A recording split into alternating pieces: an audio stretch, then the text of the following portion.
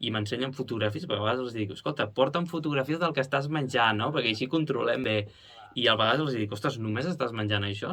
Dic, em sorprèn, no? Perquè amb el que menjaves abans, la quantitat ara s'ha reduït molt, però té molt de nutrient. Clar, al tindre més nutrient, el plat, no? Imagina't que el plat és petit, però té molts nutrients, el que té, el que hi ha, és que en poca quantitat ja t'has de quedar tip, perquè el cos ja diu, stop, jo ja tinc totes les vitamines, minerals, fitoquímics, antioxidants, ja els tinc ben coberts.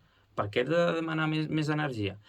En canvi, si vaig donant plats més grans, tot i que sí, però, per exemple, doncs un plat de macarrons, només. I només macarrons i ja està, amb oli. Ja, però i la proteïna, i la fibra... Clar, llavors, i no té tants nutrients, l'hidrat de carboni. Llavors, clar, t'està constantment dient, dona'm més, no més d'això, més, però més nutrients, el que realment vol, no energia. Llavors hem de distingir entre energia i nutrients.